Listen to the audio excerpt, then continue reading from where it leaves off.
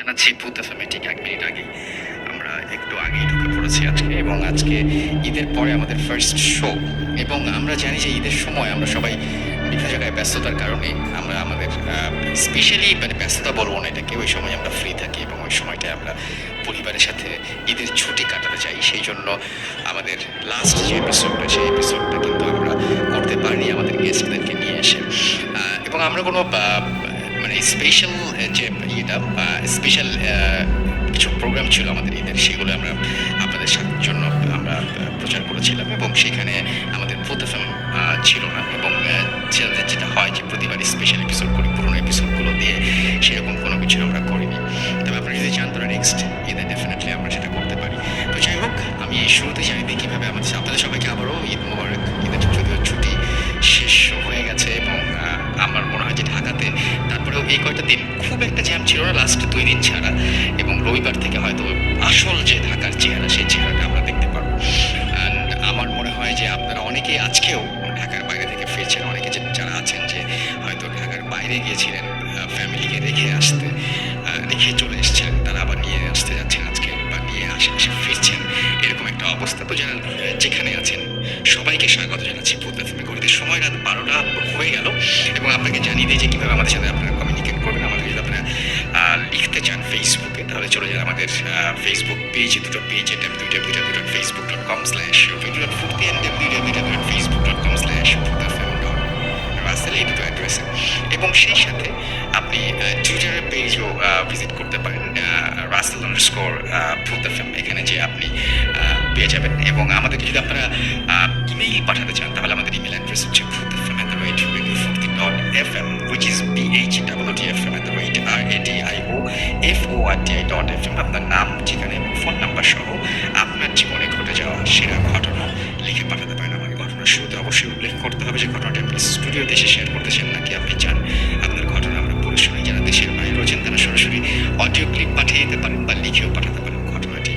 তো যাই হোক, আজকে শুরু করতে চাই আমাদের আজকের এই এপিসোডটাকে আমি বলতে পারি যে আফনান ভাই স্পেশাল একটা এপিসোড। অনেকদিন পরে দিনই, ঈদের পরে দিনই এসছেন, ঈদের আগে একবার এসেছিলেন এবং ঈদের পরে দিনই এসছেন, এবং তার কাছ থেকে আজকে যত বেশি ঘটনা শোনা যায় আমরা শুনবো। আমাদের দুজন অতিথি আজকে ঢাকার বাইরে থেকে আসতে পারেননি, একজন একটা অ্যাক্সিডেন্টের কারণে তিনি রংপুর থেকে আসতে পারেনি, আরেকজন ময়মনসিংহ থেকে আসতে পারেননি। তাদের দুজনকে ছাড়াই আমরা আজকে আমাদের ভূত এফএম শুরু করছি। তো যাই হোক, শুরুতে আমরা যেটা করব সেটা হচ্ছে আমাদের আজকে যে প্রথম ঘটনা, সেই ঘটনাটি আপনাদের পড়ে শোনাবো। আশা করছি যে এই ঘটনাটি আপনাদের ভালো লাগবে। তো যেভাবে লিখেছেন আমি সেভাবেই পড়ার ট্রাই করছি। হ্যালো রাসেল ভাই, আশা করি অনেকেই ভালো আছেন, কারণ আপনি সবসময় ভালোর দলে। আমি মোহাম্মদ সাব্বির হোসেন টিপু জাতীয় বিশ্ববিদ্যালয়ের অধীনে শেখ বুরহানুদ্দিন কলেজে অনার্স ফাইনাল ইয়ারে আমি পড়ছি। আমি ঢাকার খিলগাঁও মেরাদিয়া মধ্যপাড়াতে থাকি।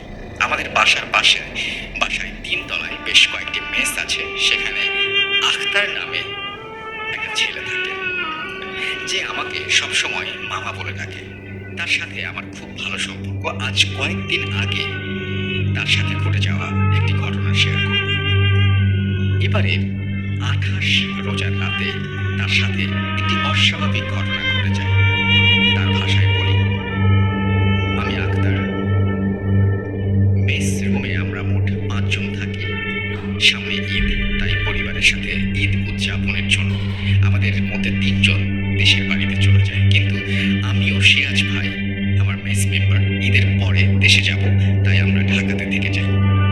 সিরাজ ভাই সিএনজি চালায়, তাই প্রতিদিন অনেক রাত করে বাসায় ফেরে। 28 রোজার রাতে আমি রাত 12টা পর্যন্ত পাশের বাসায় বন্ধুদের সাথে আড্ডা দিই, পরে রুমে ঘুমাতে চলে যাই। ওই দিন একাই ছিলাম রুমের ভেতর, তাই খাবার খেয়ে লাইট নিভিয়ে শুয়ে পড়ি। প্রতিদিনের মতো রাতে ফেসবুকে আমি চ্যাট করছিলাম এবং একসময় ঘুমিয়ে পড়ি। খানিক পর হঠাৎ বুঝতে পারি আমার বুকের ওপর কেউ প্রচন্ড চাপ দিচ্ছে। ঘুমের মধ্যে খুব কষ্ট অনুভব করতে করতে একটা সময় চোখ মেলে তাকাই। সাথে সাথে বুঝতে পারি আমার হাত পা সহ পুরো শরীর কেউ যেন খুব শক্ত করে চেপে ধরে রেখেছে। এটা আমার এত ভীষণ কষ্ট হচ্ছিল এবং শরীর নাড়াতে পারছিলাম না, অথচ আমি কাউকে দেখতে পাচ্ছি না। হঠাৎ কথা ভেসে আসে, কি যেন আরবিতে কিছু একটা বলছে। আমি ভালো করে শুনে বুঝতে পারলাম পাশেই আমার রুমমেট সিরাজ ভাই যেখানে শোয় সেখানে তার মতোই শারীরিক গঠন কেউ একজন শুয়ে আছে, কিন্তু তার পা থেকে মাথা পর্যন্ত কম্বল দিয়ে ঢাকা। তখন আমি ভাবলাম সিরাজ ভাই হয়তো চলে এসে শুয়ে শুয়ে সূরা পড়ছে। তখন আমি মুখে মুখে বারবার বলছি, সিরাজ ভাই আমার কি হয়েছে একটু দেখেন না ভাই, আমি হাত পা নাড়াতে পারছি না, বুকে অনেক ব্যথা হচ্ছে। কিন্তু কম্বল দিয়ে ঢাকা ওই লোকটির কোনো সাড়া শব্দ নেই। সে তার মতো করে বিড়বিড় করে আরবিতে কি যেন বলে যাচ্ছে। আমার কথা সে শুনছেই না। এদিকে আমার অবস্থা খুব খারাপ হয়ে যাচ্ছে, ভীষণ কষ্ট হচ্ছিল।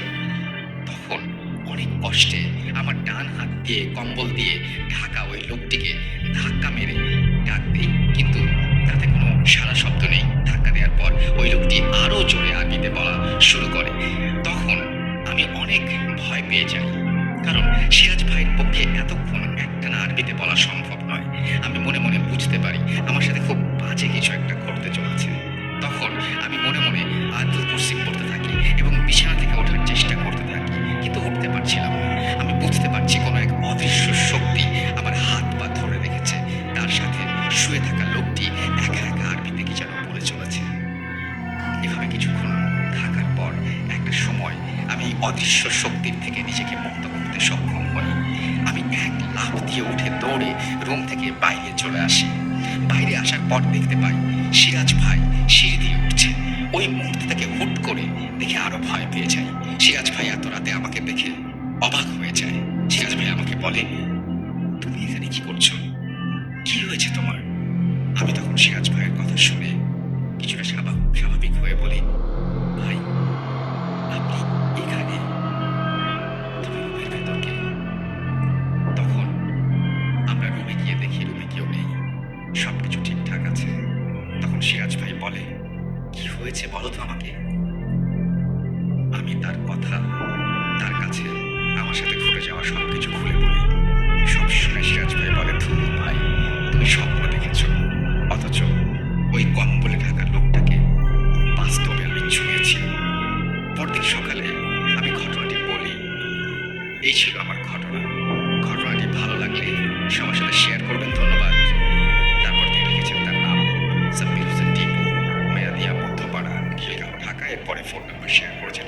থ্যাংক ইউ ভেরি মাচ আপনার ঘটনার জন্য, আপনাকে অনেক অনেক অনেক অনেক ধন্যবাদ। আমরা চলে যাব আফনান ভাইয়ের কাছে, তার ঘটনাটি শুনে আসবো এবং আশা করছি যে আফনান ভাইয়ের ঘটনাটিও আপনাদের ভালো লাগবে। ওয়েলকাম ব্যাক আফনান ভাই, আশা করছি ভালো আছেন এবং ভালোভাবে ঈদ কাটিয়েছেন। আপনাকে একটু রিকোয়েস্ট করবো যে আপনার ঘটনাটা শেয়ার করার জন্য। থ্যাংক ইউ রাসেল ভাই আমাকে ইনভাইট করার জন্য। You most welcome. রেডিও ফুর্তির সকল সহযোদ্ধাই এবং আমাদের সকল শ্রোতাকে ঈদ মোবারক। যদিও অনেক দিন হয়ে গেছে, তো দেরিতে হলো ঈদ মোবারক। তো রাসেল ভাই আজকে মানে সাধারণত দেখা যাচ্ছে যে মোটামুটি দুটো স্টোরি আমি সাধারণত বলি, তো আজকে চেষ্টা করব মানে দুটো তো বলবো এবং মানে বেশ কয়েকটা বলবো, এবং আজকে মানে আমার নিজের এক্সপিরিয়েন্স আছে এমন কয়েকটা বিষয় আজকে বলবো ইনশাআল্লাহ। মানে সাধারণত দেখা যাচ্ছে আমার নিজের সাথে নাই এমন বিষয়গুলো সাধারণত বেশি বলি, তো আজকে মানে যেটা নাই সেটাও বলবো, যেটা আছে সেটাও বলবো ইনশাআল্লাহ। তো আসলে ফার্স্ট যেটা শুরু করব সেটা আমি আমাদের রাজবাড়িরই ঘটনা, সেটা দিয়ে শুরু করব। সরি, রাজবাড়ি ঘটনা না, এটা আমাদের এটা ঘটেছিল হচ্ছে কুষ্টিয়াতে। কুষ্টিয়ার ঘটনা দিয়ে শুরু করবো, রাজবাড়িটা পরে বলছি। যে ঘটনাটি যিনি শেয়ার করেছেন ওনার নাম আবু বকর। তো উনি এর আগেও বেশ কয়েকটা ঘটনা পাঠিয়েছিলেন, আর রাজবাড়ির আমাদের যে 25 টিম আছে সজীব ও কষ্ট করে ঘটনাগুলো কালেক্ট করেছে আর কি। তো আবু বকর ভাইয়ের ওই ঘটনাটা আজকে প্রথম বলছি আর কি। তো এই ঘটনাটি যার সাথে ঘটেছিল সেটা আবু বকর ভাইয়েরই মানে দাদির সঙ্গে। 1965 মানে 1965 সালের দিকে ওনার দাদি, ওনার বয়স তখন ছিল 16 কি 17 বছর। তো তখন ওনার বিয়ে হয় নাই। উনি তখন রাত্রে ওনার মায়ের সঙ্গে ঘুমাতেন। ওনার বাবা মারা গিয়েছিলেন আগে, ওনার মায়ের সঙ্গে ঘুমাতেন। তো ওনার বর্ণনা অনুযায়ী মানে ওনার দাদির বর্ণনা অনুযায়ী মানে গভীর রাত্রে উনি হঠাৎ স্বপ্ন দেখছিলেন যে উনি, আমরা অনেক সময় যে আসলে ভাই বোবা ভূতের কথা বলি, যে আমরা ঠিক বুঝতে পারছি যে আমি শুয়ে আছি কিন্তু আমি হাত পা নাড়াতে পারছি না, এরকম একটা বিষয়